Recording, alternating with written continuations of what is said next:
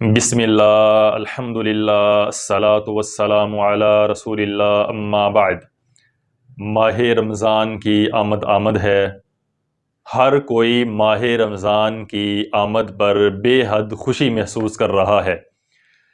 یہ وہ مہینہ ہے جس کا انتظار بندہ مومن سال بھر کرتا ہے، کیونکہ یہ مہینہ نیکی، برکت، بخشش، عنایت، عبادت، زہد اور تقوی، صدقہ اور خیرات، رضائے الہی، جنت کی بشارت اور جہنم سے نجات کا مہینہ ہے۔ تو اس مہینے کی آمد سے قبل ہمیں 3 کام ضرور کر لینے چاہیے اگر ہم چاہتے ہیں کہ ہماری رمضان میں عبادات قبول ہوں، ہمارے روزے قبول ہوں، تو ہمیں چاہیے کہ ان 3 کاموں کو ضرور کریں۔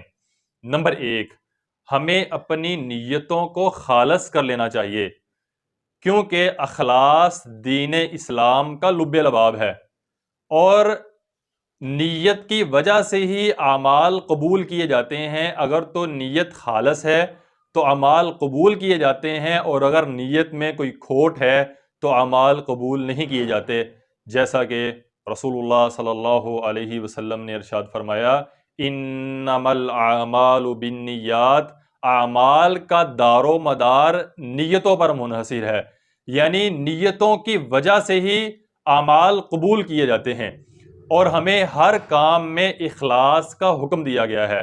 اللہ تعالیٰ قرآن مجید فرقان حمید میں ارشاد فرماتا ہے، وَمَا أُمِرُوا إِلَّا لِيَعْبُدُوا اللَّهَ مُخْلِصِينَ لَهُ الدِّينَ، اور انہیں اس کے سوا کوئی حکم نہیں دیا گیا کہ وہ اللہ سبحانہ و تعالیٰ کی عبادت کریں، اس حال میں کہ اس کے لیے دین کو خالص کرنے والے ہوں۔ یعنی اعمال کی قبولیت کے لیے سب سے پہلے ہمیں اپنی نیتوں کو خالص کرنا چاہیے۔ دوسرے نمبر پر ہمیں اپنے دلوں کو صاف کر لینا چاہیے۔ رمضان کی آمد سے قبل ہی ہمیں چاہیے کہ ہم اپنے دلوں کو حسد، کینہ، عداوت، دشمنی، نفرت، ناشکری اور ہر قسم کی نافرمانی سے اپنے دلوں کو پاک صاف رکھیں، کیونکہ اعمال کی قبولیت جو ہے وہ اللہ سبحانہ و تعالی ہمارے دلوں کو دیکھ کر دیتا ہے، جیسا کہ صحیح مسلم میں ہے۔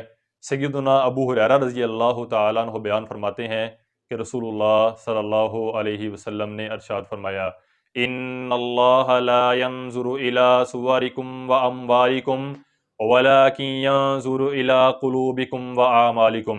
رسول اللہ صلی اللہ علیہ وسلم فرماتے ہیں، بے شک اللہ سبحانہ و تعالی تمہارے چہروں کی طرف، تمہاری صورتوں کی طرف اور تمہارے اموال، مال و دولت کی طرف نہیں دیکھتا۔ اگر وہ دیکھتا ہے تو تمہارے دلوں کی طرف دیکھتا ہے اور تمہارے اعمال کی طرف دیکھتا ہے کہ اس کا دل کیسا ہے، آیا اس کا دل صاف ہے اور اس نے کس طرح کا عمل کیا ہے، پھر اللہ سبحانہ و تعالیٰ اس کو قبول کرتے ہیں۔ تو رمضان کی آمد سے قبل تیسرا کام یہ کرنا چاہیے کہ ہم جو گناہ کر چکے ہیں اللہ سبحانہ و تعالیٰ سے ان گناہوں کی معافی مانگیں، کیونکہ ہر انسان خطا کار ہے، کوئی نہ کوئی انسان سے غلطی ہو ہی جاتی ہے۔ تو رمضان کی آمد سے قبل اپنے اللہ سبحانہ و تعالیٰ سے گناہ معاف کروائیے اور اللہ سبحانہ و تعالیٰ کے ساتھ جڑ جائیے، اس کی رسی کو مضبوطی سے تھامیے اور مایوس نہ ہو کہ ہم تو بہت گناہ گار ہیں، ہمارے گناہ اللہ تعالیٰ معاف نہیں کرے گا، بلکہ اللہ سبحانہ و تعالیٰ کی رحمت بڑی وسیع ہے۔ آپ جتنے بھی گناہ گار ہیں اللہ سبحانہ و تعالیٰ سے معافی مانگیں، اللہ تعالیٰ ہمارے گناہوں کو معاف کرے گا، جیسا کہ اللہ تعالیٰ قرآن مجید فرقان حمید میں ارشاد فرماتا ہے، قل یا عبادی الذین اسرفوا علی انفسہم لا تقنطوا من رحمت اللہ ان اللہ یغفر الذنوب جمیعا انہ هو الغفور الرحیم۔ اللہ تعالیٰ قرآن مجید میں ارشاد فرماتا ہے، اے اللہ کے نبی صلی اللہ علیہ وسلم آپ کہہ دیجئے، اے میرے بندو، جن لوگوں نے اپنے نفسوں پر ظلم کیا ہے، زیادتی کی ہے، کوئی گناہ کر چکے ہو، لا تقنطوا من رحمت اللہ، اللہ تعالیٰ کی رحمت سے نا امید نہ ہو، اللہ تعالیٰ سے اپنی گناہوں کی معافی مانگو، اللہ تعالیٰ گناہوں کو معاف کرنے والا ہے۔